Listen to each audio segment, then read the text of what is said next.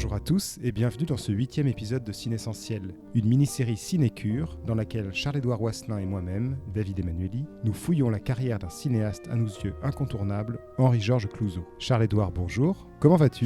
Eh bien ça va pas mal, et toi-même ? Je vais plutôt bien. Bon, je m'en réjouis. Ça me fait plaisir. Après avoir parlé de ses premiers pas, de son activité pendant l'occupation, après avoir vu comment il se spécialisait en quelque sorte dans les films policiers, puis comment il a tordu cette image qui lui collait à la peau, après l'avoir vu se réinventer, se tromper, nous allons parler aujourd'hui d'un film qui, je crois, est cher au cœur de Charles-Édouard.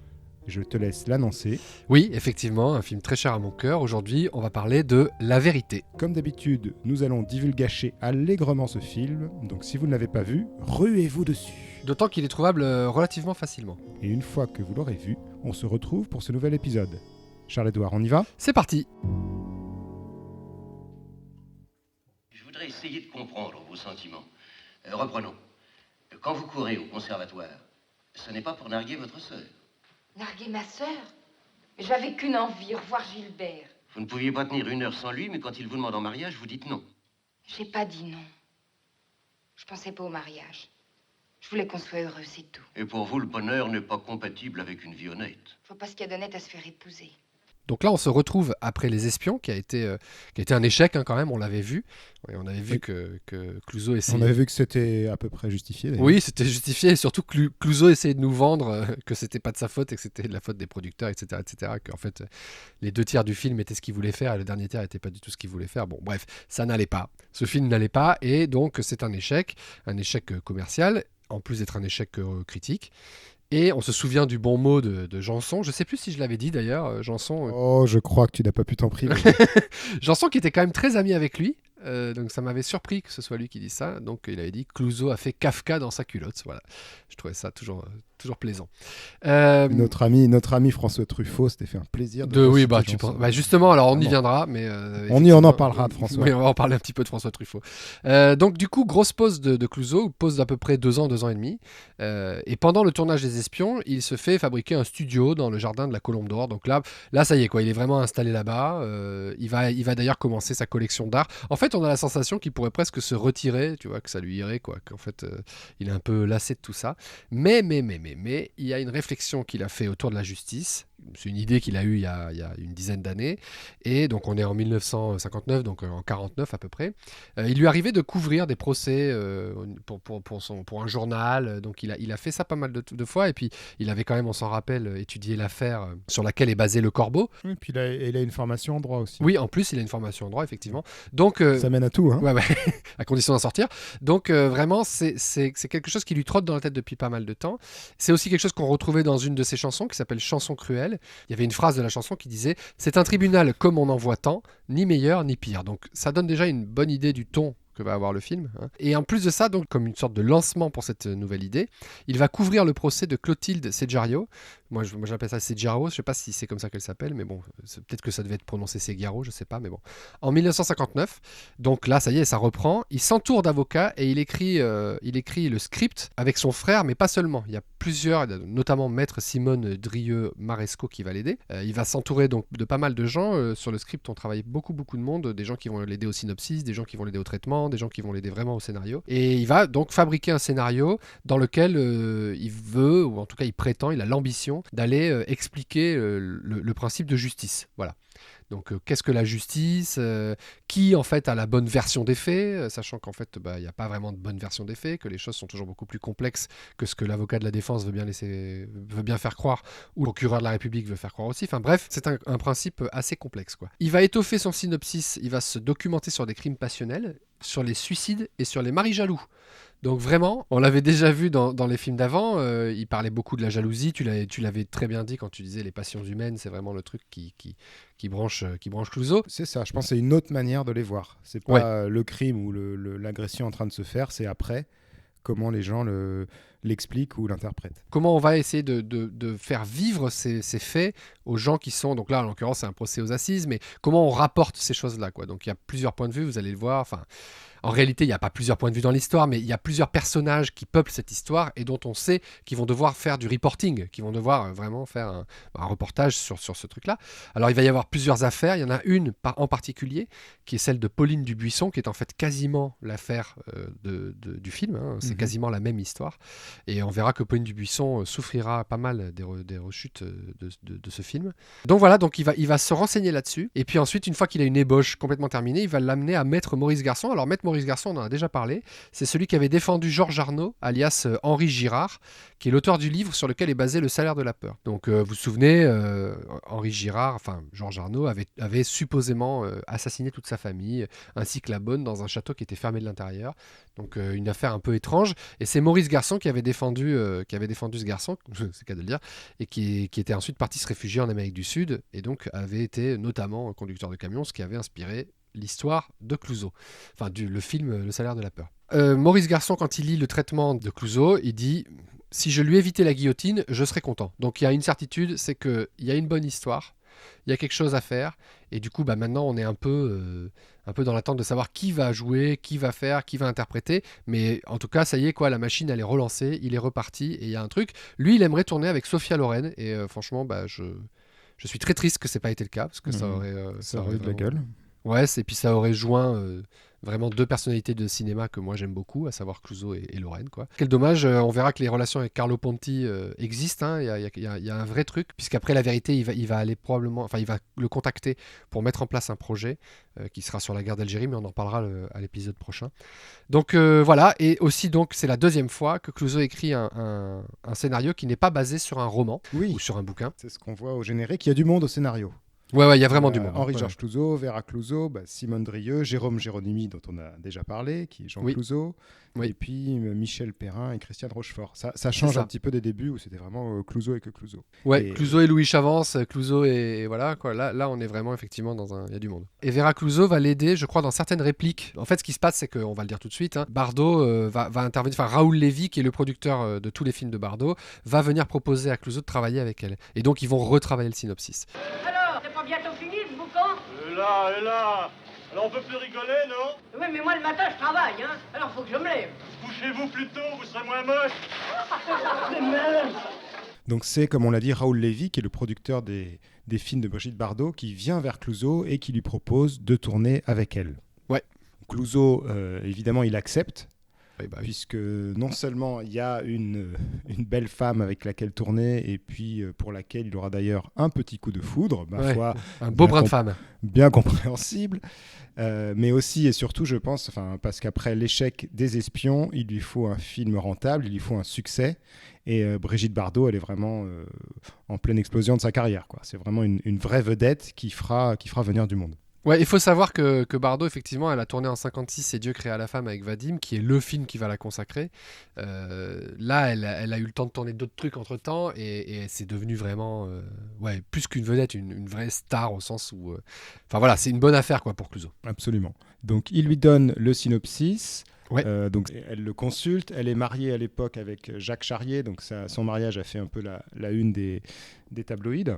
Ouais. Et lui est pas trop pour, parce qu'elle est enceinte, il ne veut pas qu'elle tourne, etc. Donc, à cause de ça ou pas, elle se range pas à son avis et elle accepte. C'est par défi, hein. C'est par défi. Ouais. C'est par défi. Elle accepte, en fait, dans son dos. Oui, mais je veux dire que je pense qu'elle accepte. Le film l'intéresse aussi, quoi. C'est pas non, bien sûr. C'est ça que je veux dire. C'est pas uniquement pour le contrer, mais du coup, ça doit provoquer son acceptation du film. Ouais. C'est le rôle principal, et puis il y a le rôle de l'amant. Oui, exactement. Donc, ce sera au final Samy Frey. Ouais. Qui va ressortir d'un long processus de sélection, puisque Clouzot aura vu Jean-Paul Belmondo, qui trouvait trop sûr de lui, qu'on connaît un petit peu, ouais. Hugo Frey, qui trouvait trop mou, Marc Michel, Oui, ça, je sais pas comment il l'a fait. On ne le saura pas.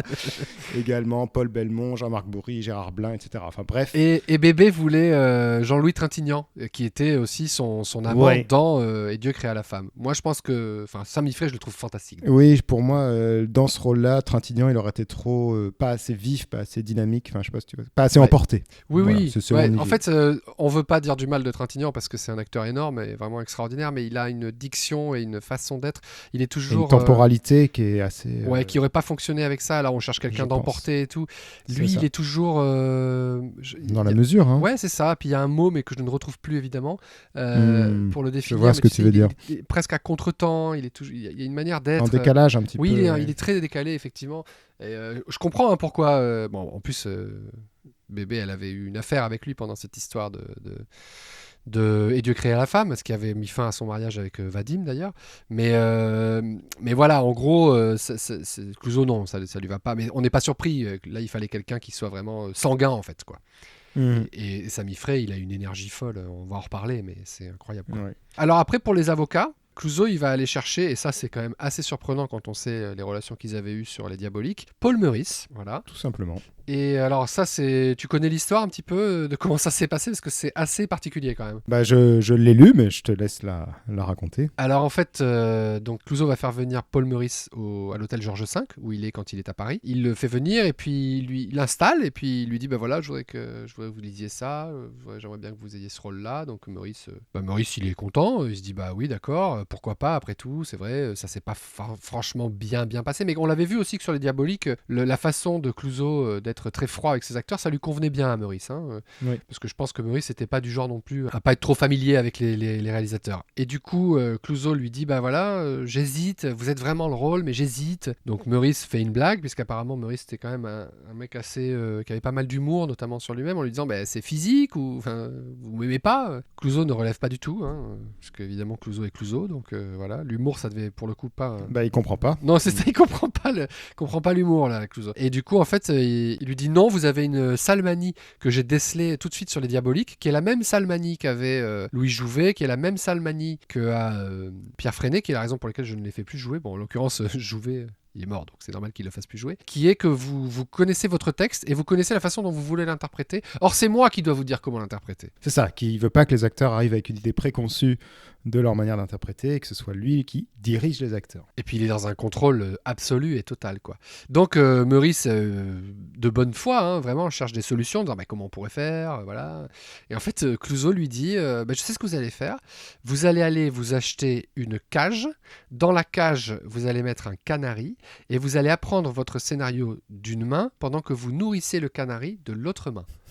Voilà. Donc Meurice explose de rire, évidemment, parce que qui ne rigolerait pas un truc pareil. Et en fait, Clouzot ne rit pas du tout. C'est pas une blague, quoi. Pour lui, c'est comme ça. C'est ce qu'il faut faire. C'est parce qu'il ne pourra pas se concentrer pleinement sur le texte en nourrissant un canari, quoi. Et j'ai vu, tu as dû le voir aussi, mais que Meurice avait proposé par exemple d'avoir le texte simplement un quart d'heure avant de tourner la prise, et que Clouzot lui a dit non, je vous soupçonne de réfléchir à l'interprétation à la première lecture. Mais c'est intéressant cette idée de maîtrise du texte, et ça me fait penser du coup à quelque chose à propos de Stanley Kubrick, tu sais, tu sais, le petit jeune là qui commence là, sur Full Metal Jacket, pour entraîner son sergent instructeur, tu sais, qui débite des ordres et des insultes vraiment à la mitraillette, quoi. Je sais pas si tu te souviens. Si, bien sûr. Il lui faisait apprendre, même pas apprendre un texte, mais réciter ce genre de choses en lançant une balle. En lançant et recevant une balle juste pour que ça sorte. Si ça arrivait à sortir comme ça, et en relancer la balle en même temps, c'est qu'il n'y avait pas de problème. Il pouvait le faire en continu, quoi. Je trouve c'est vrai que c'est très. Je sais pas si tu as déjà essayé ce genre d'exercice, mais lier le texte, l'esprit et le corps, c'est. Ouais, c'est compliqué. C'est compliqué si on maîtrise pas. Non, c'est clair. Kubrick, encore un autre réalisateur à fond dans le contrôle. Un petit peu, je crois, oui. Surpris, et puis bon, pas très gentil avec ses interprètes féminins non plus. Donc finalement, il y a pas mal de choses qui les réunissent tous les deux. J'avais jamais fait ce parallèle, mais c'est vrai. Et après, face à Meurice, l'avocat qui va défendre Brigitte Bardot, on retrouve Charles Vanel. Ouais, qui est un habitué maintenant, tout comme Seigné, Louis Seigné, c'est ça ? C'est ça, Louis Seigné, le président de la cour d'assises, avec qui Clouzot a déjà tourné. Oui, qu'il avait fait Le Corbeau notamment. Alors après, donc il nous reste un rôle très important qui est le rôle joué par Marie-Josée Natt.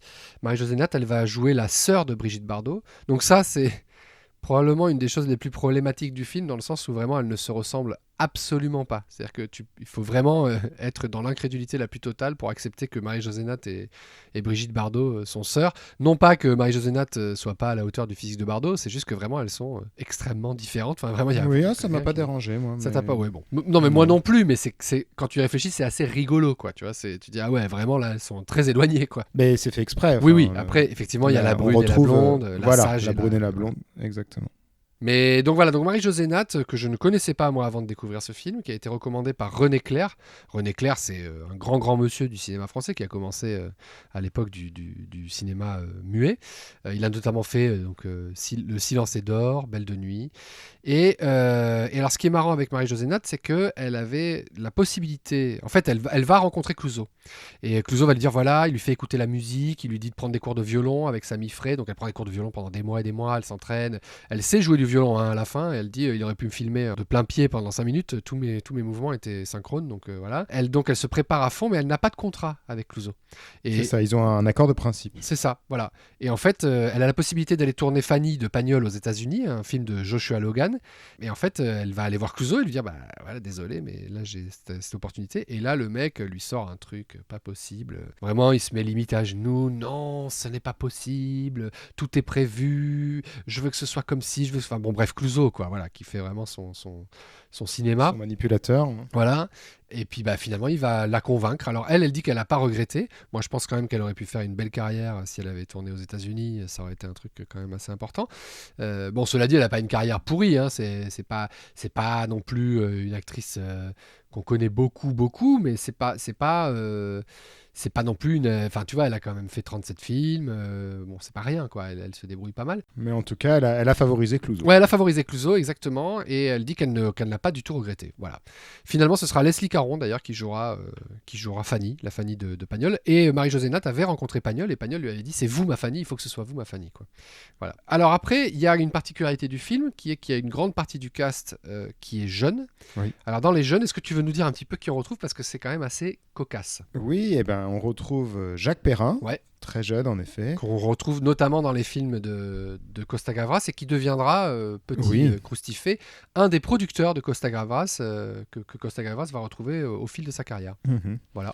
Et également Claude Berry. Oui, qui a un petit rôle. Qui est un petit producteur aussi. C'est ça.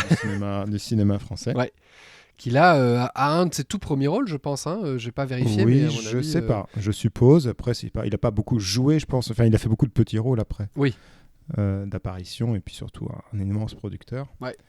Et également André Oumanski, qui Oui. joue dans de nombreux films ou téléfilms, Oui. et qui est plutôt très bien, comme on le dit maintenant. Oui, il est vraiment bien. Et Jackie Sardou, en concierge, alors qu'il n'est plus tout à fait, on n'est plus tout à fait dans les jeunes là. Mais, Non.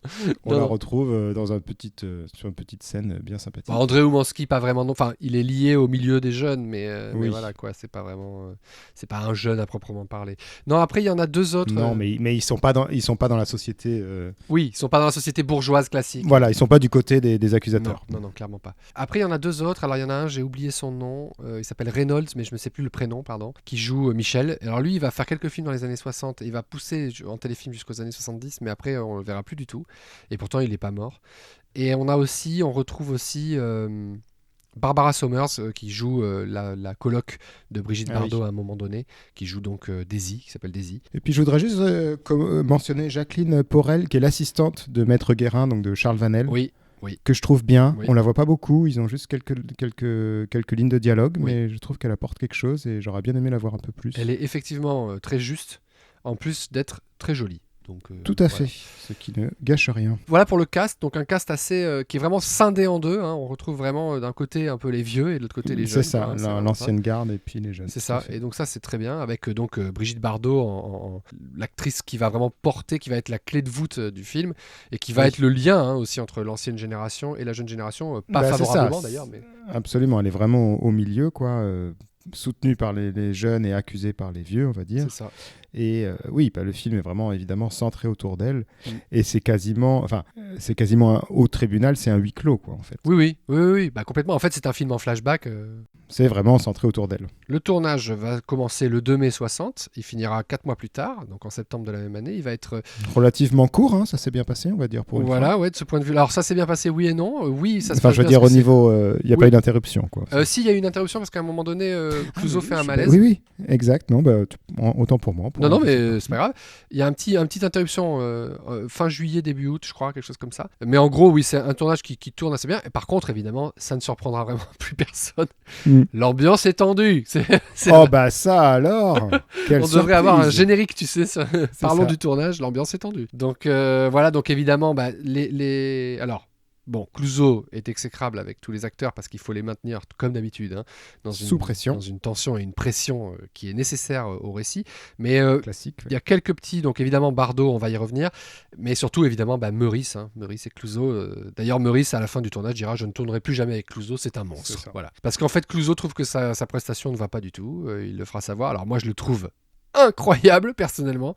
Oui, Je mais... trouve qu'il est... Mais je pense que, enfin, je pense pas, on sait, il le pousse à bout pour Ouais. qu'il soit énervé, pour qu'il soit en tension, pour qu'il soit exécrable avec le personnage de Bardot aussi. Oui. Je pense que tout est lié. Oui, c'est bien sûr. Et ça fonctionne. Mais là, il le dit après, tu vois, quand le film est sorti. Moi, je vois pas trop ce qu'il lui reproche, quoi, parce que franchement, il est impeccable, quoi. Il est vraiment... Il fait un peu d'humorisme, mais il le fait très bien. mais il est quoi. détestable, tu vois. C'est doucereux comme ça. Mais d'ailleurs, c'est quelque part une petite déclinaison de ce qu'était Michel dans Complètement. dans Les Diaboliques. Hein, Complètement. c'est Oui, voilà, oui. quoi. C'est le frère de Michel qui a fait du droit, quoi. C'est ça, exactement.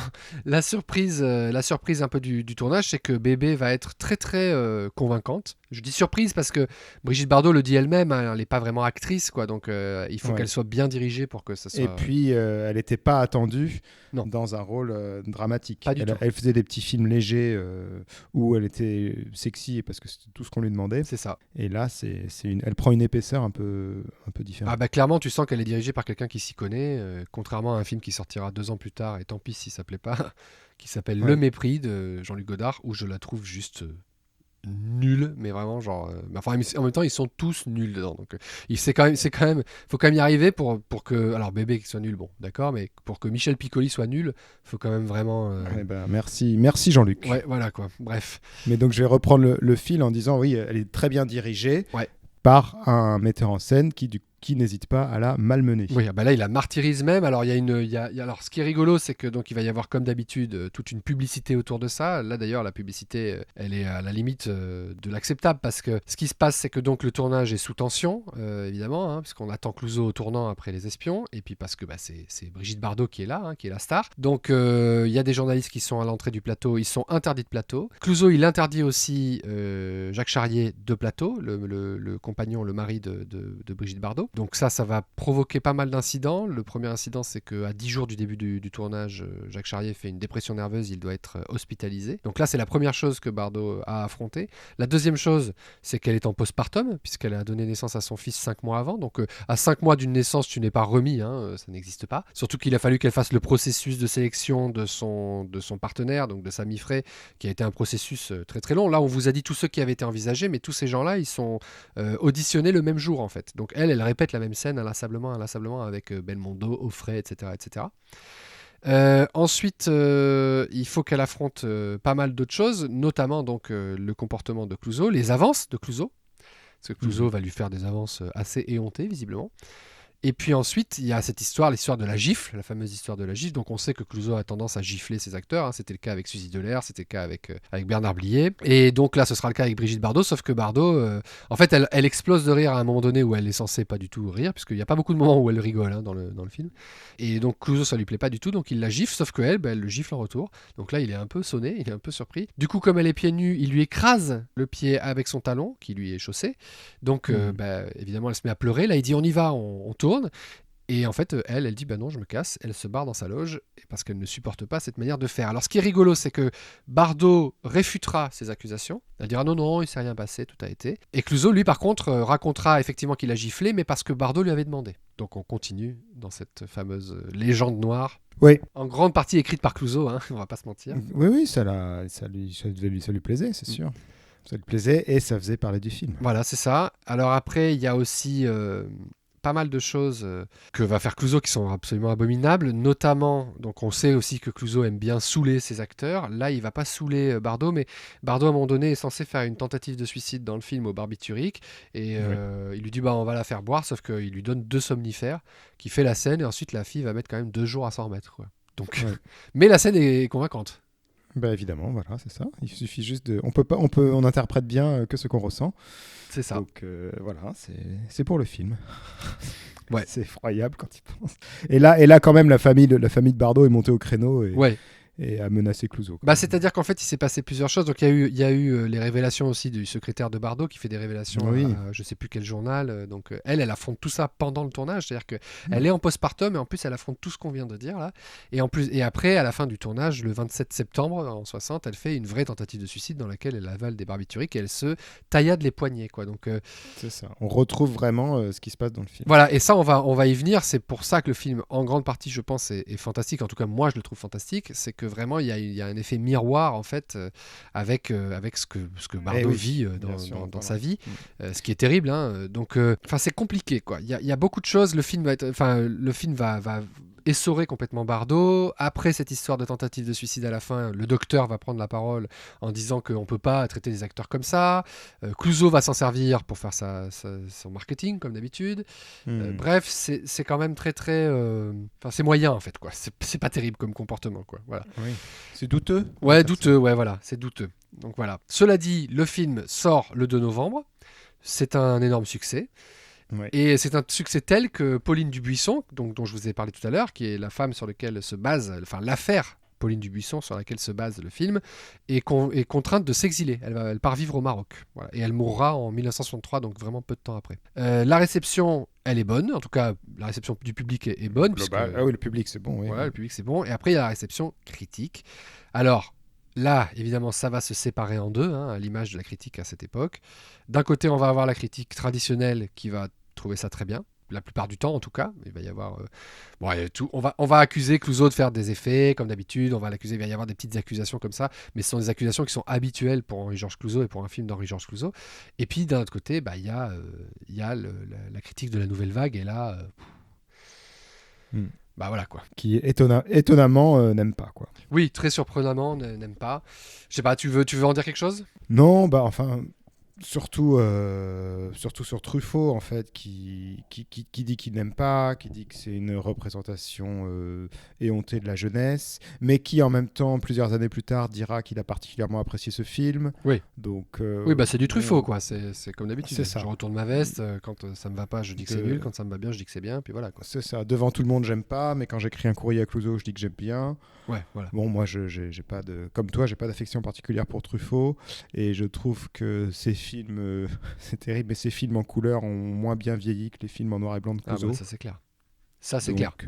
Voilà, c'est un avis personnel, mais je trouve que franchement... Non, mais je te rejoins. C'est-à-dire qu'il faut, pour bien replacer le contexte pour les auditeurs, en 1954, Truffaut, il écrit un article qui s'appelle Une certaine tendance du cinéma français.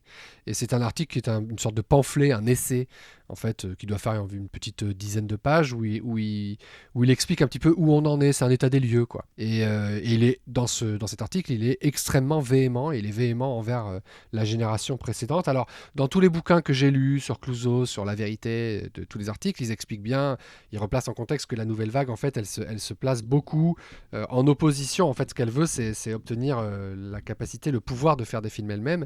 Et ce pouvoir, elle ne l'a pas. Donc, c'est ça. Et donc, il critique... Pour exister un petit peu. Voilà, c'est ça. Donc là, c'est un petit peu ce qui va se passer, parce que le film, en réalité, quand on le voit aujourd'hui avec nos yeux de 2020, il est assez représentatif de ce que les jeunes vivent, particulièrement dans ces années-là, où vraiment ils ne sont pas entendus, pas écoutés, mal considérés, extrêmement critiqués par la génération des parents. D'ailleurs, le film sort en 1960, 8 ans plus tard, donc moins d'une décennie plus tard, on aura mai 68. Donc Clouzot, en réalité, est plutôt dedans, quoi. Il a bien compris comment ça fonctionnait, et la façon qu'il a de les représenter, ces jeunes, dans son film, elle est plutôt juste. Mais évidemment, ça ne peut pas convenir à François Truffaut, qui a besoin de rager et d'aller expliquer que c'est nul et que machin. Alors, c'est un rageux. Mais c'est vraiment un rageur, c'est un blogueur, c'est un blogueur ciné, vraiment. Pour moi, c'est exactement un blogueur cinéma, quoi. Donc voilà, bon, c'est un peu dommage, parce qu'en vrai, je trouve que quand on relit ça aujourd'hui, Truffaut, qu'une fois de plus je n'affectionne pas particulièrement, mais ça c'est subjectif, perd un petit peu en sérieux quand il dit que le film ne fait pas état, enfin que la façon qu'il a de représenter les jeunes est éhontée. Je sais qu'il y a une autre partie de la critique qui trouve que Clouzot fait du clientélisme avec les jeunes, et ça je peux l'entendre, parce que c'est vrai que jusqu'à présent il a jamais vraiment parlé des jeunes, il a jamais montré un intérêt très très prenant pour les jeunes, donc je peux entendre si tu veux qu'on dit ouais Clouzot d'un seul coup il sent que le vent tourne et il va aller chercher, oui ça d'accord, mais dire que sa représentation est mauvaise, c'est juste c'est de la mauvaise foi en fait quoi, parce qu'elle est juste cette représentation, ça c'est tout à fait les jeunes des années 60, et d'ailleurs je trouve même que non seulement elle est juste, mais en plus elle est assez avancée en réalité. Il a une façon de les voir et de les comprendre qui est assez intelligente et assez avant-gardiste entre guillemets quoi. Donc, mais voilà. Il le met quand même en scène de manière à choquer toujours un petit peu. Toujours, mais c'est Clouzot, bon, tu vois. Ça, c'est ça, on est d'accord. Voilà. Mais donc voilà. Après, évidemment, ça va s'étoffer cette affaire. Donc il y a tout ce que Truffaut va en dire, tout ce que les cahiers vont en dire, les cahiers du cinéma. Mais il y a aussi l'affaire qui va venir rejoindre un petit peu ça, qui est l'affaire de La Bride sur le cou, qui est le film que va tourner Brigitte Bardot juste après La Vérité. Et évidemment, ça n'est pas à la hauteur de ce qu'elle a vécu sur le set avec Clouzot, mais ça, on n'est pas surpris. Oui. N'importe quel film, je pense, après La Vérité, alors je dis pas ça parce que j'aime le film, je veux dire n'importe quel film après Clouzot, c'est difficile. Soit on va chercher un réalisateur qui a la même poigne, en tout cas le même talent, soit on va vite se retrouver à dire c'est pas terrible. Et en fait, Bardot va faire des pieds et des mains pour que le réalisateur qui s'appelle Aurel, je crois, si je ne me trompe pas, qui est sur le film, soit évincé, et elle veut faire appel à son ancien mari, Roger Vadim, qui va terminer le film. Et en fait, là, il y a toute une affaire qui va éclater, où la nouvelle vague va se ranger du côté d'Aurel en disant mais c'est un scandale, on l'a évincé de son film. Voilà, une fois de plus, Truffaut va commettre des impairs, va dire des choses qui sont quand même assez dures et vraiment... en fait, vraiment pas correct. Il l'a fait avec Marcel Carné, il le fait avec Clouzot, avec son courrier, comme tu l'as dit tout à l'heure. Hein, dans un courrier, c'est génial, mais en public, c'est de la merde. Bref, c'est vraiment une attitude de lâche, en fait. Et là, il va faire exactement la même chose. Il va commettre plusieurs impairs qui ne lui seront évidemment pas reprochés. Et en fait, il y a tout un tas de trucs qui va exploser et ça va mettre Roger Vadim vraiment dans la merde. Il va être persona non grata pendant un temps à cause de Truffaut, quoi. Qui, lui, a par ailleurs déjà sa carrière de cinéaste, faut le préciser, parce qu'en 60, il a déjà tourné et sorti les 400 coups. Donc, quelque part, il y a un peu d'incompréhension, quoi. J'ai envie de dire, mec... ta carrière, elle est là, elle a débuté. Je laisse les gens faire. Oui, mais et Bardot défendra le Clouzot, d'ailleurs. Oui, Bardot défendra Clouzot, bien sûr, en disant que ça n'est même pas comparable. Elle le dit, je ne peux même pas tenir la comparaison. Donc c'est vraiment voilà quoi. Alors après, au niveau de l'équipe technique. Eh ben justement, on retrouve nos vieux compères Armand Tirard et Robert Civelle, mais avec des petites nuances. Voilà, respectivement à la lumière et au son. Armand Tirard sera remplacé par Claude Renoir. Voilà. Alors je ne sais pas si c'est jusqu'à la fin du tournage ou juste pendant un temps. Je sais pas. Ah oui, on ne sait pas trop. À cause d'un malaise, voilà. Claude Renoir qui avait travaillé sur le Mystère Picasso. Exactement. Et au son, monsieur Robert Civelle. C'est ça, le fameux Robert Civelle. Et alors là, par contre, ça va être un peu houleux. Alors là aussi, c'est rapporté par Truffaut, bien entendu, donc méfiance. Mais parce qu'on peut le lire quand on lit la citation que je vais vous lire, on peut la lire de deux manières différentes. Donc, en vrai, c'est peut-être une blague, c'est peut-être, on ne sait pas. Mais en gros, il y aurait eu une engueulade... sur le tournage pendant laquelle Civelle aurait dit Monsieur gagne du fric maintenant, Monsieur donne des ordres, Monsieur se prend au sérieux. Si vous l'aviez vu dans son premier film, les enfants, c'était L'assassin habite au 21. Il est arrivé vert de peur. Petit Georges, ça me fait beaucoup rire, Petit Georges. Ça me fait rire d'imaginer Henri-Georges Clouzot se faire appeler Petit Georges par Robert Civelle. Oui, donc là, on sait pas trop quoi en penser, mais... Ouais, bon, enfin, de toute façon, si, on sait quoi en penser, c'est que le tournage est tendu comme strictement... toutes les fois qu'il y a un tournage avec Clouzot, il va pousser son désir de vérité, c'est le cas de le dire, jusqu'à martyriser absolument tout le monde et maintenir une tension. Voilà, il martyrisait vraiment Bardot et quand elle était vraiment au bord du précipice, il disait quasiment en chuchotant à son équipe maintenant, on y va. Tu voulais peut-être dire un petit mot sur les décors parce que je sais que tu t'en es fait un petit peu le professionnel dans les épisodes précédents et moi j'aime bien. Alors c'est Jean André qui est au décor, donc qui travaillera ensuite sur La Grande Vadrouille, Peur sur la ville, Les Félins et bien d'autres films. Alors là, comme on le disait, c'est un huis clos, donc la scène, le film au présent se passe dans un tribunal. Oui, tout à fait. Qui est vraiment, pour moi, le meilleur moment, les meilleures scènes du film, évidemment. Ouais. C'est bien reconstitué, on navigue vraiment dedans, on a vraiment l'impression d'y être. Ouais. Et puis à côté de ça, le film se passe beaucoup dans Paris, dans les petites chambres de bonne de la jeunesse qui n'a pas beaucoup d'argent, dans les cafés. Mhm. qu'on retrouve. Enfin, moi, j'ai toujours plaisir à regarder les films de cette époque pour que je vois un peu comme des documentaires. Mhm. Pour me rendre compte de ce que c'était la vie à l'époque, dans les années 50, 60, 70, donc nous n'avons pas connu. Ouais. Et pour se voir comment les gens étaient habillés, les voitures, les vêtements, les affiches publicitaires, etc. Ouais. Et je trouve qu'il y a un beau travail là aussi sur les décors, et cette opposition entre la rigueur du tribunal où tout est figé, très réglementé, etc. Ouais. Et puis la liberté de mouvement et de vie qu'il y a à côté de ça. Ouais, c'est très juste. Et les films se tournera dans les studios de Joinville, donc je crois que l'écrasante majorité des décors sont reproduits en studio. c'est Donc, ça. Oui. alors, j'imagine le tribunal, mais c'est assez incroyable le travail qui a été fait parce que il est vraiment. Enfin, on a l'impression qu'on y est, quoi, qu'on est dans une vraie salle de tribunal et qu'on est vraiment dans une salle d'audience, quoi. Voilà. Donc c'est assez incroyable de ce point de vue-là. Et effectivement, les décors sont très beaux. On oscille, comme tu l'as très bien dit, entre le faste entre guillemets de cette grande salle de tribunal qui est censée représenter l'autorité de l'État, quoi. Faste, mais froideur aussi. Exactement. Rigueur, dureté, c'est ça. C'est ça. Et puis les chambres de bonne, les bars, où là c'est un peu foutraque, quoi. C'est un peu foutraque, c'est un peu minable, un peu cradingue. Ouais. Si tu me permets ce mot, Mhm. mais beaucoup plus chaleureux. Ouais. Michel, Quoi? dis Michel. Tu penses à te suicider des fois? Bah, naturellement, comme tout le monde. Moi aussi, chaque fois que je prends le métro. Alors écoute, tu m'as dit que ce film t'avait pas forcément convaincu. Donc du coup, moi qui l'adore, je suis très curieux d'écouter ton point de vue. Je suis curieux de savoir ce que tu as à en dire. D'accord.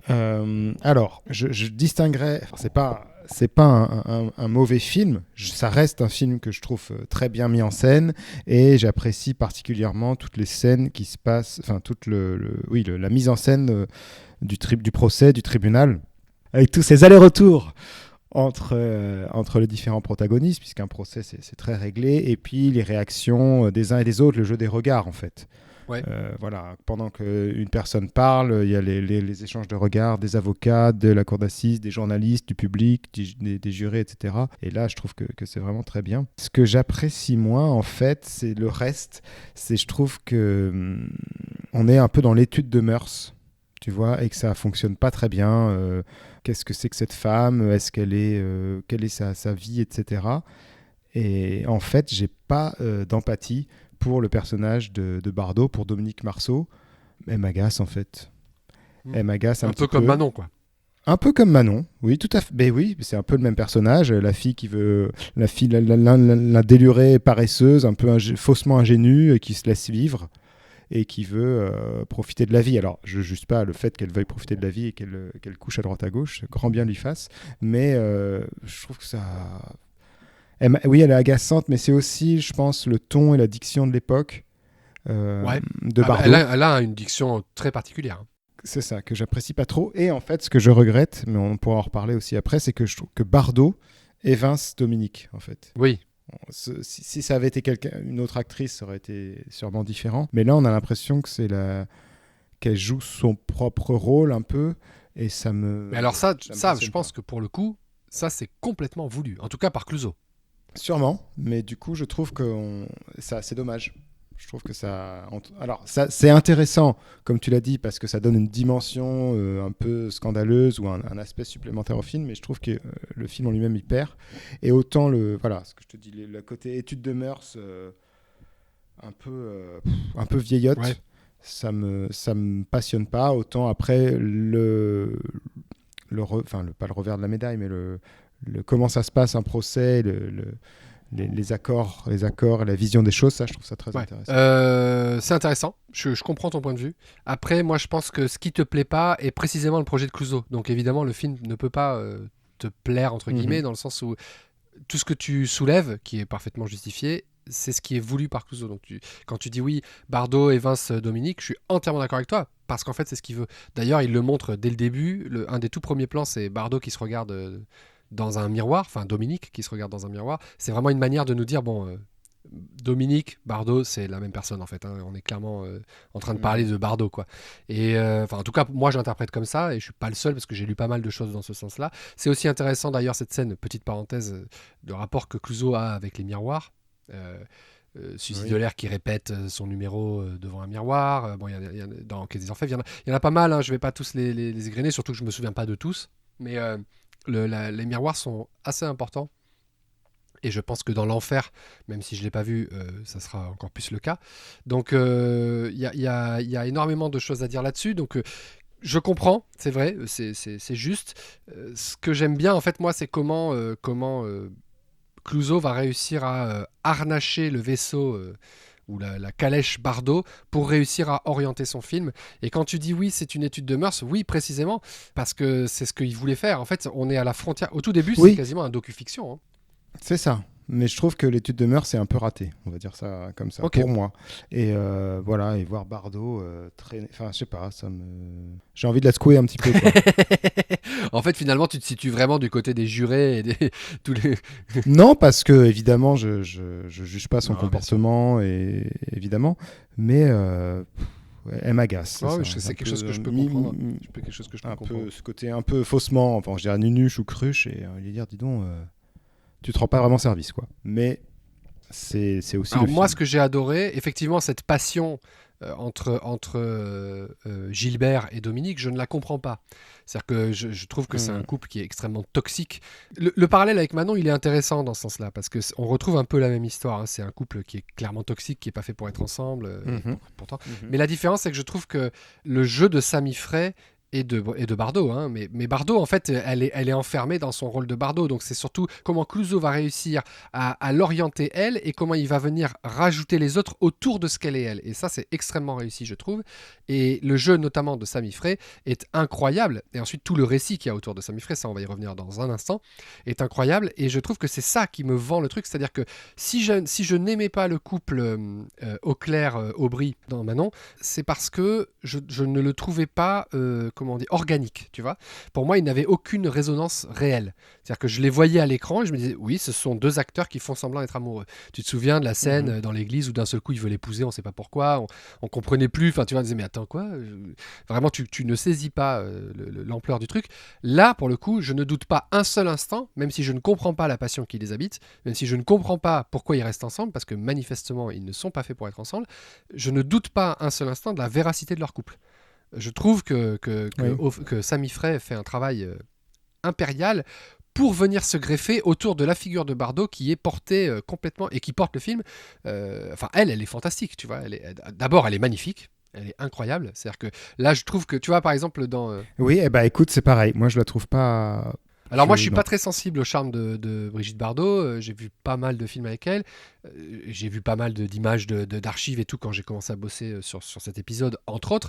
Mais c'est un personnage qui m'intéresse, mais je suis pas particulièrement sensible. Par contre, par exemple, dans Les Dieux créés à la femme, je ne la trouve pas... Je trouve pas qu'elle soit... elle est magnétique, mais elle n'est pas... elle ne me renverse pas, comme par exemple peut le faire Jane Fonda dans Les Félins de René Clément, par exemple, où tu dis genre, ah oui, c'est quand même autre chose. Il lui manque un truc qui est un côté sur lequel elle a joué et dont elle a très bien joué. Hein. Je sais pas du tout un jugement de valeur, mais si tu veux, je suis pas particulièrement sensible à ses charmes. Je trouve que dans ce film, elle est incroyable dans le sens où elle est à la fois extrêmement sexuelle, enfin elle est extrêmement sexualisée en fait, c'est ça la réalité, c'est triste à dire, mais elle est complètement bien sûr. sexualisée par Clouzot. Ça, on est d'accord, oui. Et je la trouve sublime, je trouve qu'après elle n'a plus sa tête d'enfant qu'elle peut avoir dans Les Dieux créés à la femme, où c'est gênant parce que c'est vraiment une ado, quoi, tu vois, c'est un peu... là c'est vraiment une jeune femme, quoi. Ouais, moi je la trouve qu'elle fait encore un peu poupon ou poupée. Ah bah parce qu'elle est jeune, mais mais parce que c'est aussi sa manière de parler, peut-être la mode de l'époque. Mais c'est intéressant d'ailleurs de voir la différence dans les flashbacks où tu sais elle a les cheveux relevés, elle s'habille avec des petites robes, etc. Où elle est à l'audience, elle a les cheveux attachés avec un chignon. C'est ce que j'allais te dire. Elle est habillée en noir, voilà. Là, évidemment, on voit la différence. Ça, c'est bien vu. D'ailleurs, Vanel le dit au début, comment vous l'avez... C'est ça. Il dit ça à son assistante. Il lui dit, enfin son assistante, sa collègue en fait, parce qu'on ne sait pas si c'est son assistante. Comment est-ce que vous l'avez arrangé ? Elle lui dit, bah comme j'ai pu. En gros, elle le dit, quoi. Comment l'avez-vous étiffée? Pas trop putain, non? Au contraire, mais elle est difficile à enlaidir. Ce qui vraiment, Ouais. voilà, quoi, te dit tout ce que tu as besoin de savoir sur ce qui doit dérouler des opérations, quoi. C'est ça, c'est un film encore. Enfin, la société conservatrice est très misogyne, hein, évidemment. On en reparlera. Mais... Alors ça, c'est le point le plus surprenant du film, en fait, c'est comment Clouseau, qui est un personnage, on l'a vu au fur et à mesure de sa carrière, qui est profondément misogyne, comment est-ce qu'il arrive à faire un film qui, pour le coup, ne l'est pas du tout. C'est-à-dire que on sent qu'il se met du côté des jeunes. Moi, je trouve que c'est sincère. En tout cas, je pense que si ça n'était pas sincère, le film ne fonctionnerait pas aussi bien. Et pour moi, et là, on a un personnage qui souffre de la misogynie, du sexisme profond de la société à ce moment-là, et qui en fait est en train de détruire Bardot parce qu'elle est belle, parce qu'elle est jeune, parce qu'elle couche, parce que voilà. Et je ne sais pas bien d'où Clouseau a sorti ça, quoi, en fait. C'est ça qui me surprend. Et c'est pour ça que je trouve que Bardot est fantastique, parce qu'elle va osciller dans les flashbacks. D'abord, elle est très très belle. Après, il y a des moments où elle est complètement défaite, hein, quand Sami Frey l'abandonne. D'ailleurs, tu vois, ses cheveux sont tout plats. Elle est pas maquillée. Ensuite, on la retrouve à l'audience où elle fait sérieuse, où elle fait presque femme, quoi, même si on doute pas de sa jeunesse. Et puis après, il y a effectivement les moments où elle a les cheveux relevés, elle a une chevelure incroyable. Donc vraiment, enfin, je sais pas, je l'ai trouvée, moi, touchante, vraiment forte, bien, quoi, vraiment très bien. Et je pense qu'aussi, elle était bien dirigée, ça ne fait pas de doute, mais que elle a quand même un certain talent pour faire les choses, et elle y arrive bien. Et voilà, je sais pas, j'ai trouvé que c'était bien, quoi. J'ai trouvé que c'était bien construit, bien fait. Oui, alors c'est ce que j'ai commencé par dire, hein, c'est bien fait. C'est bien construit, l'histoire est solide, c'est bien mis en scène, mais c'est juste que j'ai du mal avec ce personnage. Ça enlève pas une certaine force au film. Et de la même manière, Gilbert, c'est quand même un bon connard. Oui, voilà, merci, parce que ça aussi, c'est un des points les plus importants quand même du film. C'est quand même la grande classe, hein, de Gilbert, qui d'abord, donc il joue le petit, le jeune homme timide, bien élevé. Bien sous tout rapport. Bien sous tout rapport, gentiment paternaliste, hein, parce que bon, c'est quand même l'époque, qui flirte avec la sœur de Dominique, donc avec Annie.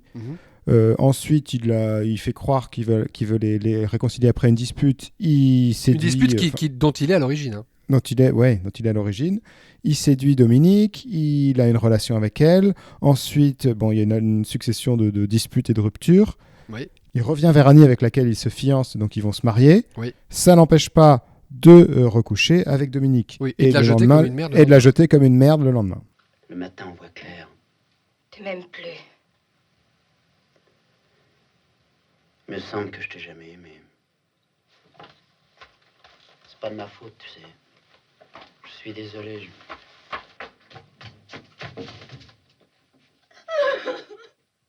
Ah non, n'exagère pas quand même. Ouais. Donc c'est vraiment un comportement classe. Ce qui est fantastique, c'est que ça n'est jamais abordé au procès. C'est-à-dire qu'au contraire, en fait, la victime, évidemment puisqu'il est mort, c'est Gilbert. Oui, il est mort. Et il y a une scène particulièrement qui, moi, m'a choqué, c'est la scène où la logeuse raconte une dispute entre Frey et Bardot, donc entre Gilbert et Dominique. Dominique se fait quand même frapper, alors on ne le voit pas à l'écran, mais on le pressent, puisqu'elle crie, elle pousse des cris, enfin on sent qu'elle est agressée quand même, quoi, tu vois. Et la logeuse va frapper à la porte en disant mais qu'est-ce qui se passe? Et Gilbert lui claque la porte au nez en disant rien du tout, et comme si ça la regardait pas, parce qu'il est jaloux, parce qu'il devient fou de la voir sortir. Là en l'occurrence elle porte une chemise d'un garçon, donc on pressent qu'elle a couché avec ce garçon.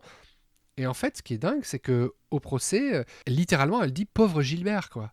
Mais attends, qui c'est qui se fait frapper là? Donc moi, ce qui me surprend beaucoup... Oui, mais parce que lui, c'est un jeune homme bien qui s'est fait mal influencer par une cata. Oui, voilà, c'est ça. Et ça, c'est quand même extrêmement, tu vois, moderne, extrêmement actuel. Et ce que je n'arrive pas à comprendre, c'est comment Clouseau a pu pondre un truc pareil. Parce que il n'était pas franchement moderne dans ses idées, particulièrement avec les femmes. Tu vois ce que je veux dire? C'était quand même un misogyne borderline sexiste. Non, mais parce que c'est l'idée de départ. C'est l'idée de il s'est passé quelque chose et tout le monde pense qu'il s'est passé autre chose. Ouais. Au moins on se demande ce qui s'est passé et quelle est l'interprétation des faits. Mais je pense qu'il s'est basé aussi sur les affaires qu'il a étudiées, les affaires Oui, juridiques. mais alors tu vois, contrairement à toi, je trouve, ça donne une bonne idée, hein. Ça fait un bon portrait de la jeunesse à cette époque, et à toutes les époques d'ailleurs, hein. Ah oui, Encore aujourd'hui, mais je suis c'est d'accord. valable, tu vois, quand t'entends les mecs qui battent leur femme, on dit oui, mais parce qu'il était sous mauvaise influence. Non mais attends, tu tapes une femme, tu vois ce que je veux dire, il n'y a pas de discussion en fait. On n'est pas là genre oui, Hmm. ouais. Ah oui, non, mais je suis d'accord. Moi, c'est ce qui me plaît le plus, et là, en le revoyant, c'est ce qui m'a le plus replu. Et je trouve aussi que son portrait de la jeunesse qui ne sait pas ce qu'elle veut faire, qui est un peu désenchantée, qui survit plus qu'elle ne vit, est très très juste aussi. Et dès les premières scènes dans les cafés, tu captes. Enfin, il a capté quelque chose quand même, quoi. Ah oui, ça, je suis d'accord. Donc Absolument. voilà, je sais pas, c'est très très bien. Moi j'ai trouvé ça superbe. Après, si on parle un petit peu du côté technique, je trouve que le noir et blanc est magnifique. Alors il continue hein, avec le noir et blanc, Oui. ce qui est surprenant. Là, j'ai rien lu du tout là-dessus. Il n'y avait pas d'envie particulière. Pas trop d'infos, non, ouais. Pas que je sache, en tout cas, pas d'envie particulière de tourner en couleur. C'est presque dommage parce qu'on aurait bien voulu voir les cafés en couleur. Oui, alors après, est-ce que le film aurait aussi bien vieilli ? Je sais pas. Mais je pense qu'il aurait pu, enfin j'en sais rien, je vais pas me mettre à sa place, mais il aurait pu jouer entre les couleurs des cafés, des flippers, etc. Et puis j'imagine bien une salle d'audience où tout le monde est habillé en noir ou marron, tu vois. Très austère, mais bon. En tout cas, c'est magnifique, quoi, vraiment, la lumière. Ça lui permet de faire, d'ailleurs, il y a pas mal de gros plans sur les visages, comme je disais, les regards, avec l'éclairage qui vient dessus, etc. Il y a une scène fantastique où Gilbert attend Dominique devant son hôtel. Il attend toute la nuit. Oui. Et il y a un certain toute la nombre de nuit. plans, de portraits vraiment de Gilbert où il est découpé enfin, vraiment la lumière vient de derrière, donc on voit son profil et tout. oui. Ces scènes, elles sont sublimes. En plus, derrière, il y a un magnifique poster du film Alexandre Nevsky, ce qui d'ailleurs est très surprenant parce que le film est sorti en 38, donc je me demandais vraiment ce qu'il foutait là, le poster. Ouais, une Ouais, reprise peut-être. Ouais. Mais voilà, c'est très très bien de ce point de vue-là. Après, il fait aussi un autre truc dont on a parlé déjà plusieurs fois, mais là, je trouve qu'il le porte à un niveau top. C'est son fameux montage dialogué. Oui. Donc là, il fait avancer vraiment, c'est une manière de faire avancer, de faire de l'exposition, faire avancer les choses dans le temps tout en exposant l'information nécessaire. Il le fait à 3 reprises, une fois à 35 minutes, une fois à 57 minutes et une fois à 1h10. Et à chaque fois, ça fonctionne très très bien. Il y en a un particulièrement long qui est fantastique. Et c'est son échange avec Gilbert, en fait, la façon dont il tombe amoureux, qui est très très bien. Oui. Voilà. Il y a aussi une scène, tu sais, qui est très découpée, très hachée, avec la musique derrière, quand elle monte dans le taxi, on voit quand il y a eu une dispute et un drame, etc. Et c'est vraiment tan, tan, tan, tan, tan, tan, comme ça, un petit peu, avec les scènes très découpées et soutenues par la musique derrière. Ouais. C'était inattendu. Je l'ai remarqué, ça m'a surpris aussi. Ouais. Et puis je retombe sur le noir et blanc et cette dernière image de Bardot, tu sais, son visage juste sur un fond noir comme ça, là, c'est beau. Ça, c'est Très christique, enfin Ouais. très plutôt Pietà. Oui, non, mais le film, techniquement, est très très réussi, c'est dingue. Il a aussi une manière de filmer l'orchestre qui va forcément Eh nous oui. parler, puisque ça reviendra dans sa carrière, ou c'est déjà revenu d'ailleurs, je ne sais pas, parce que ce film-là, je ne l'ai pas vu et j'ai beaucoup de mal à le trouver. Donc je sais pas, toi tu m'en avais Alors, parlé. il a filmé les chefs d'orchestre, mais c'est après D'accord, qu'il filmera Karajan. voilà, c'est ça. Donc oui, évidemment, on voit Gilbert est un jeune chef d'orchestre et il est à un moment filmé pour un concert télévisé. Mhm. Et évidemment, le voir comme ça, c'est encore ce dialogue entre les arts qui a toujours qui est cher à intéressé Clouseau. Clouseau, donc avec Picasso la peinture, et puis après Karajan avec l'orchestre. Mhm. Et oui, je pense que j'en sais rien, mais c'est comme une petite introduction à ce qu'il fera après, quoi. Ouais. Comment filmer la musique et comment filmer un chef d'orchestre. Voilà, moi je trouve en tout cas que ce film est le portrait d'une jeunesse, un portrait assez juste, malgré ce que peut en dire la nouvelle vague, d'une jeunesse qui est sous surveillance, qui est incomprise, qui est violemment réprimée par une société patriarcale et profondément sexiste. Hein, voilà. Ah oui, c'est les commentaires de... Et alors oui, c'est drôle parce qu'on critique le fait de lire Simone de Beauvoir. Oui, ça m'a fait aussi. Elle se fait renvoyer du lycée parce qu'elle a amené les mandarins, Ouais. donc qui parle de sexe, Ouais. alors que maintenant de Beauvoir, depuis longtemps, mais c'est quand même une icône du féminisme. Ouais. De Beauvoir qui avait sorti Les Mandarins en 54, qui a gagné le Goncourt, et d'ailleurs Vanel le dit, il dit ça n'a pas empêché le livre de gagner le Goncourt. Vous courez la ville avec des jeunes gens. Votre tenue fait scandale. Scandale. À Rennes, il en fallait pas beaucoup. Vraiment. Vous Vous trouvez normal d'introduire dans votre collège un livre aussi scabreux que les mandarins? On se le passait entre nous. Ça valait vraiment pas le coup, c'était plutôt barbare. Et cette lecture ne vous a ni surprise, ni choqué? Et pourtant... Tenez, monsieur le président, au hasard, page 74. Sa bouche taquina mes seins, rampa sur mon ventre et descendit. Maître. Je me réfugiai tout entière dans le plaisir qu'il m'arrachait. Non, non, monsieur le président, non. On choisit 3 lignes dans un roman de 600 pages. Et avec quel soin? Elles n'y sont pas. Elles n'ont pas empêché ce livre d'avoir le prix Goncourt. En somme, vous le donneriez à lire à votre fille. Ça m'a fait rigoler. Mais oui, toute la cour est vraiment paternaliste et bien pensante. Oui, et puis c'est- Gilbert aussi, il est. Mine de rien, Gilbert aussi. Gilbert est jeune. Mais il est- Gilbert aussi quand ça l'arrange, Oui, quoi. voilà. Tu vois, c'est... Bah, il y a quand même une scène qui pour moi est clé, c'est la scène de l'agenda. Tu sais, il lui dit j'ai pensé à toi toute la nuit, j'ai écrit sur l'agenda, on va se marier. Et en fait, dans l'agenda, ce qui se passe, c'est que Dominique Marceau s'efface complètement. C'est-à-dire qu'au début, il écrit Dominique Marceau, ensuite il écrit Dominique Marceau avec un cœur, ensuite tu tournes la page, Dominique Marceau, il barre Marceau, il met Dominique et son nom de famille, Tellier. voilà, que j'avais oublié. Hmm. Ensuite, tu tournes encore une page et puis elle s'appelle Madame Gilbert Tellier, quoi. Et tu te dis, bah oui, mais là, elle a complètement... Enfin, elle n'existe plus, en fait, quoi. Elle est niée, oui, Voilà. oui, et elle est censée Oui, enfin, c'est une sorte de faire-valoir, quoi. Mm. De toute façon, elle comprend pas la grande musique. Bach, ça l'emmerde. Oui, c'est ça, quoi. Pff, ouais, ça me casse les oreilles. Alors que lui ne veut pas danser du cha-cha, Ouais. parce qu'il est au-dessus de ça. Donc oui, évidemment, ils sont pas, comme tu disais, ils sont pas faits pour faire. Non, pas ils faits pour être c'est juste, ensemble. ils auraient pas dû se rencontrer. Il y a d'autres scènes comme ça, je trouve, où les choses sont dites. Alors évidemment, avec nos yeux de 2020, c'est pas forcément aussi subtil que ça devait l'être à l'époque, mais il y a toutes les scènes où on filme les femmes, tu sais, qui viennent assister dans le box là. Oui. Voilà, ça c'est très très bien. Et ça commence quand même avec. Il y a quand même une réplique au tout début où Charles Vanel s'installe, où il dit. Ah oui, Thierry. Avec la cliente. C'est ça, et pendant ce temps-là, c'est moi qui place Madame Boutreau. Je ne peux pas me couper en deux. Le laboratoire Boutreau, ça fait 5 millions par an. Alors à côté de ça, les états d'armes de Dominique Marceau. En fait, là, tu comprends vraiment que, en fait, que la justice est là pour faire justice, mais elle n'est pas du tout là pour accompagner, elle n'est pas du tout là pour comprendre, elle n'est pas du tout là. Ah bah c'est une des choses qu'on a évoquées, mais on n'a pas vraiment parlé, mais ça dénonce tout le cynisme et les manipulations du système judiciaire. Oui. Et ça c'est super. Clouseau soutenait qu'une affaire complexe ne pouvait pas, en fait, surgir dans une cour. C'est ça. On peut pas résumer une vie en une heure. Voilà, c'est ça. C'est ce qui l'avait choqué et surpris quand il avait suivi des affaires judiciaires. Oui. Mais là, voir ça, c'est la guerre, quoi. Mais la guerre pour le jeu entre les deux avocats. Ouais, oui, Et qui sont amis, en fait. C'est ça. Avant, on se rend compte qu'avant l'audience et après l'audience, les avocats sont vraiment des confrères et surtout, leurs rôles sont interchangeables. C'est ça. Il dit, ah oui, la semaine prochaine, on va changer de bord. J'aimerais pas être à sa place, la semaine prochaine, on y sera avec l'affaire machin. Et Voilà. c'est vraiment... Il y a un cynisme et il y a une manipulation qui est assez effroyable. Et puis tu t'aperçois aussi de toutes les limites du système à plusieurs reprises. Quand tu sais, le système de sélection des jurés, en fait, Vanel demande à son assistante de virer toutes les femmes, parce qu'il dit sinon... Parce qu'elles vont être jalouses. Voilà, exactement. Bien sûr. Donc pas de femmes. Donc effectivement, elle récuse toutes les femmes. Elle a le droit de récuser un certain nombre. Et puis après, tu as aussi tous les personnages qui sont dans le tribunal ont leur avis sur Dominique Marceau. Il y a un moment, un plan sur le gendarme, tu sais, qu'il la garde dans le box des accusés. Encore ce qui est regard. assez- Voilà. Il la regarde vraiment, l'air de dire. Et on la regarde et on sent que dans sa tête, il sait. Ouais, c'est ça, quoi, c'est ça.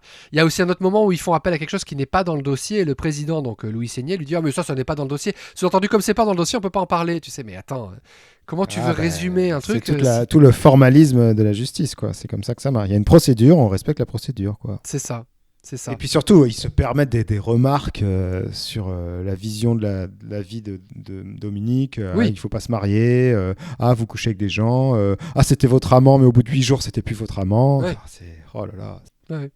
Oui, c'est effarant de demander. C'est effarant. Et puis comment juger quelqu'un, quoi. Comment avoir un avis sur la vie de quelqu'un et puis prendre une décision qui aura des conséquences qui peuvent être très très lourdes, puisqu'elle peut risquer la peine de mort. Et puis il y a autre chose qui est quand même très présent dans beaucoup d'œuvres quand même de Clouseau, ce qui me fait dire que c'était quand même probablement présent dans un coin de sa tête, c'est le suicide. Oui. Le suicide, alors là, dans le film, il est présent tout du long. Oui, parce qu'il y a quand même 4 tentatives de suicide. Hein. Oui, déjà. Ça fait beaucoup pour une personne. Oui, notamment quand même. Enfin, il y a beaucoup de gros plans après ces tentatives-là, donc pas franchement au top de sa forme.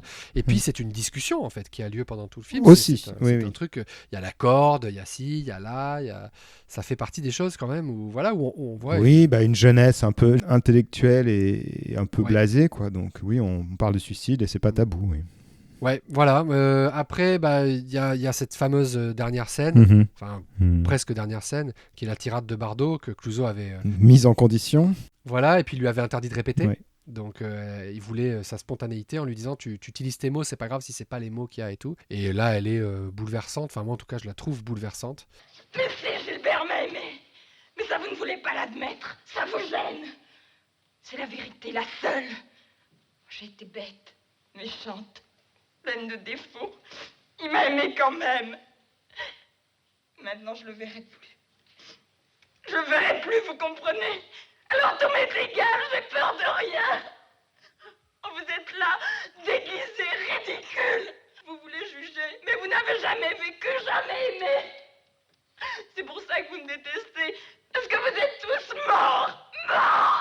Elle est vraiment sincère, enfin d'une sincérité qui est déchirante quoi en fait. Elle est vraiment très très touchante. On sent qu'elle vit la scène, c'est ce qu'elle a dit d'ailleurs. C'était la première prise et la seule prise.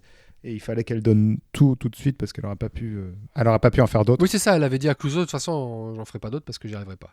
Et enfin, en gros, Clouseau a dit couper, on n'en fait pas d'autres. Et elle a dit, tant mieux parce que moi, j'y arriverai pas. Et il paraît que tout le monde s'est levé, a applaudi et tout, mais ce qui est normal parce qu'elle est vraiment. Ça sort d'un seul coup, c'est vraiment genre d'une spontanéité dingue. Et ce qui m'a beaucoup choqué, c'est qu'en fait, après, elle pleure et Vanel lui tapote vaguement la main, tu sais, puis en fait, après, elle est virée, quoi. On la fait sortir et puis. Voilà, c'est terminé, on reviendra demain pour faire ça.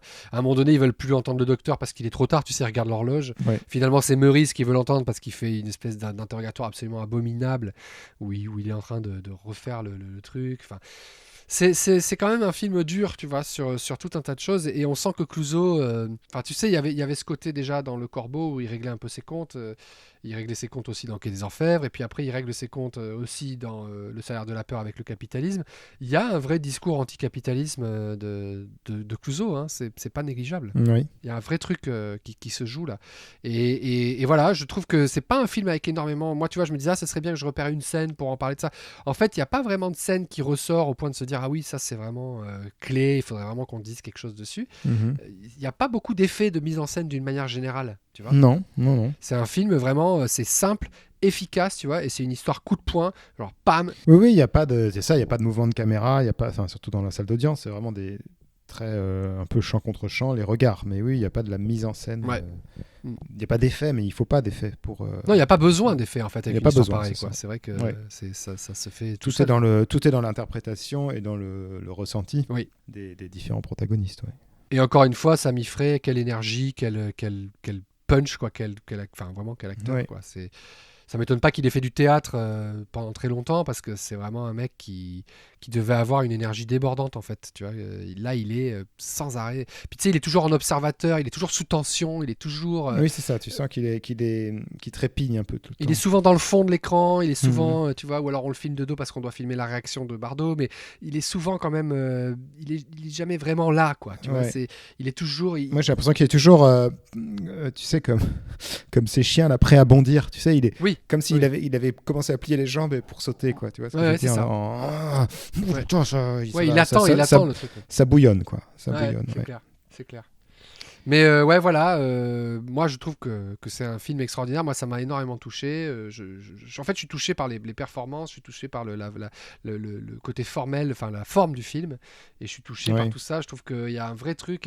Et ce qui me touche aussi, c'est toute l'histoire à côté, tu vois, le fait que la nouvelle vague les trouvait nuls, ou en tout cas ait fait comme si le film était nul, alors que je trouve qu'il y a un vrai discours sur la jeunesse, il y a vraiment quelque chose. Et c'est après, bon, le film a eu un succès, donc voilà. Ce qui est intéressant, mais ce qui est propos du film aussi, c'est qu'on se demande ce qui s'est passé, on ne saura jamais vraiment, parce que est-ce que les flashbacks c'est la vérité ou est-ce que c'est une vision des personnages, et c'est toute la question de l'interprétation. Alors en fait, tu sais, je me suis demandé dans quelle mesure les flashbacks n'étaient pas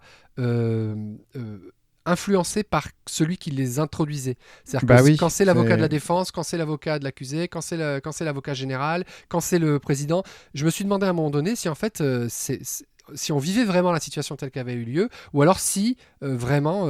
Si elle est racontée, quoi. Voilà, c'est ça. Bah, c'est Si ça. c'est Bah, Vanel toute qui la- l'introduit, c'est pas la même chose que si c'est Meurice qui l'introduit, quoi. C'est ça. Et de toute façon, il n'y a pas une vérité. C'est ce que dit Vanel à sa collaboratrice. Oh, la vérité. Oui, oui. Si on devait plaider la vérité, ça se saurait, quoi. Ouais. Si ça marchait, ça se saurait. Et non, et justement, il faut la travestir, il faut la raconter de la manière dont ça nous arrange, selon qu'on ait l'accusation ou la défense. Ouais. Et donc, un fait peut être tordu et le point de vue autour de ce fait peut varier. Alors figure-toi, je viens de sortir là les chiffres, je regardais les chiffres des box-office en 1960. Donc déjà 1960, quelle année, tu vois? Parce que tu as quand même Ben-Hur, Le Bossu, La Vérité, Alamo, La Dolce Vita, La Française et l'amour, qui est un film à sketch, Les Derniers Jours de Pompéi, Plein Soleil. Oh là là. Ouais. Vraiment à bout de souffle. Bon, on peut aimer ou pas, mais c'est quand même un film Ouais. important. Psychose. Ouais, il se passe des trucs. Hein. Ouais, voilà quoi, tu vois, tu dis bon. Il se bah, passe des trucs. Enfin, encore le bossu, c'est du film à l'ancienne, là. Hein, pour Oui, le coup. mais bon, voilà, Le Bossu, 5 800 000 entrées. Oui, mais Et- je veux dire, on est dans l'ancien. Oui, dans Dans l'ensemble. l'autre côté, quoi. Jean Marais Bourville de KPDP, c'est Ouais, c'est ouais, très bien, hein, oui. je l'ai vu, hein, mais c'est J'ai vu le c'est remake. pas, moi. J'ai c'est pas vu plein le- soleil, quoi. Avec Daniel Auteuil, Ouais. ouais, c'est pas pareil. C'est pas pareil. Alors là, t'as Ben-Hur qui survole tout avec 13 800 000 entrées. Bah hein, oui, évidemment. Ben Hur, bien sûr. Magnifique, si vous l'avez pas vu, voyez-le. Il y a une version restaurée qui est sortie en Blu-ray il y a peu. Je l'ai achetée, elle est magnifique. Le Bossu, donc en deuxième avec 5 800 000, donc déjà loin derrière. Et en troisième sur le podium, La Vérité de Henri-Georges Clouzot avec 5 692 025 entrées. Voilà, alors il faut savoir que les films n'étaient pas exploités de la même manière, mais le film n'est pas sorti en début d'année. Donc c'est pas mal quand même, c'est joli. Et donc, bah, pour faire comme une sorte de conclusion, même si ce n'est pas vraiment une, c'est vrai que c'est un film intéressant parce que on en a parlé, il y a un peu différentes couches qu'on peut voir. Donc il y a vraiment, au sens premier, l'accusation contre l'accusé, Oui. mais ça va au-delà de ça, puisque c'est la société des parents, des adultes conservatrices et bien pensantes contre la jeunesse un peu délurée et perdue. Et c'est aussi, comme on l'a dit, un réalisateur contre son actrice. Oui, il y a ça, il y a effectivement ça. Alors c'est pas aussi tranché que ça, mais je trouve qu'il y a différentes manières de le voir. Oui. Alors bon, moi je ne serais pas aussi tranché quand même sur Clouzot contre Bardot. Je pense pas qu'il ait été vraiment contre Bardot. Je pense que juste Clouzot. Alors pas contre, mais l'opposition, quoi, la tension, l'opposition entre les deux. Je pense quand même qu'il y a Oui. Tu la ressens toi dans le film, ça? qu'elle est malmenée, quoi.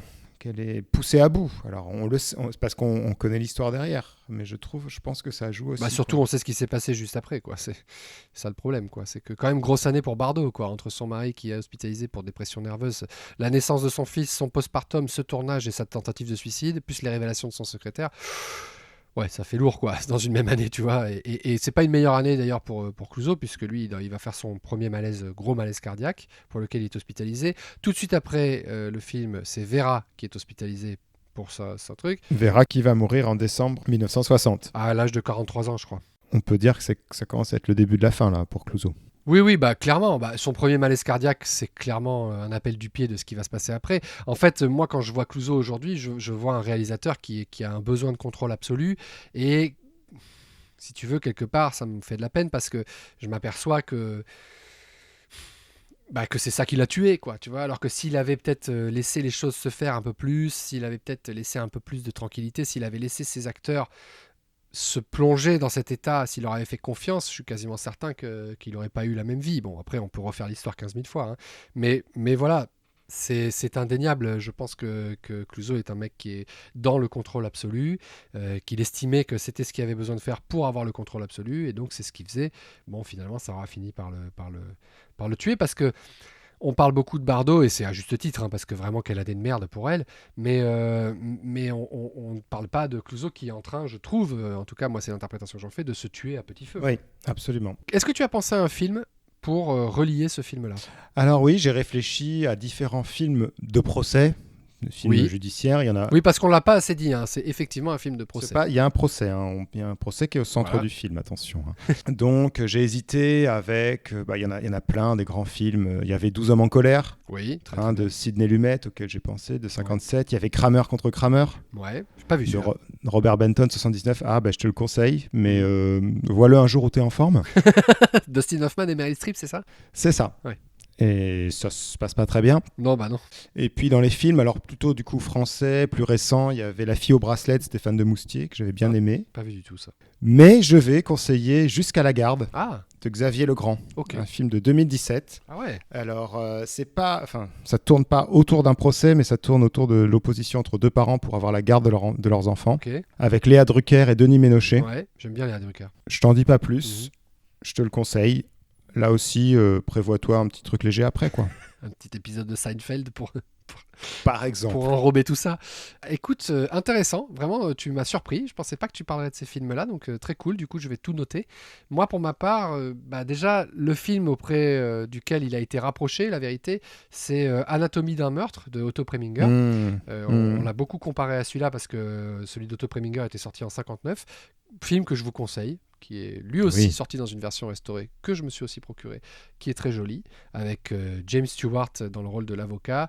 Fantastique, et aussi cette jeunesse, hein, ce truc un peu qu'on ne saisit pas forcément. Alors moins quand même, il y a moins d'exploration vraiment de ce qu'est la jeunesse et tout ça, mais il y a pas mal de choses importantes dans ce film, notamment au niveau de la censure. Il y a des choses qui ont été faites, qui n'avaient jamais été faites auparavant, l'utilisation du terme culotte notamment. Ah oui, ouais. excuse-moi, j'en profite pour parler de cette citation de Bardot, Oui. et mon cul c'est du poulet, Oui, exact. que j'ai particulièrement apprécié, voilà, en 1960. Ouais. Je sais pas si c'est la première fois qu'on l'a entendu, C'est mais marrant, je me suis posé la même question, j'ai dit tiens, ça date de si longtemps que Voilà. ça, mais c'est marrant. je suis très content. Ouais. Donc voilà, donc Anatomie d'un meurtre de Otto Preminger, mais c'est pas le film que je vais conseiller, parce que le film que je vais conseiller se concentre beaucoup justement sur ce côté salle de procès, arcane du pouvoir, jeu politique, acceptation et refus des personnages, et puis société patriarcale. Il s'agit du film Section spéciale de Ah, tiens. Costa Gavras. Oui. Voilà, Costa Gavras dont j'ai parlé dans un épisode de Cinécure il n'y a pas longtemps, l'épisode spécial pour les présidentielles, l'épisode politique, donc celui du mois d'avril. Alors évidemment, très difficile de se procurer le film, hein, comme je vous l'avais dit dans Cinécure, mais excellent film sur... en fait, comment le pouvoir politique peut tordre le bras du pouvoir judiciaire, comment on va toujours trouver des gens pour accepter de faire le sale boulot, des gens lâches en fait, et puis des gens qui vont refuser, qui vont se poser en héros, avec un cast tout bonnement éblouissant. Le film est sorti en 1975, donc 15 ans après La Vérité, donc c'est aussi un film sur la Seconde Guerre mondiale, parce que ça se passe pendant la Seconde Guerre mondiale. Donc il y a plusieurs niveaux de lecture, et le film est super, comme la plupart des films de Costa Gavras. Oui. Là aussi, prévoyez un petit truc après, parce que c'est proprement déprimant. Hein. Enfin voilà, donc très bon film de tribunal aussi. Et si vous avez le temps, regardez aussi Anatomie d'un meurtre d'Otto Preminger, parce que pourquoi pas, c'est aussi un excellent film. Je ne voudrais pas être à sa place. Nous y serons la semaine prochaine. L'affaire Moreau. Cinessentiel épisode 8, c'est terminé. On espère que vous l'avez aimé. Si c'est le cas, n'hésitez pas à le partager et à en parler autour de vous. Comme dit au début de l'épisode, ça pourrait nous changer la vie et ça ne vous coûte rien.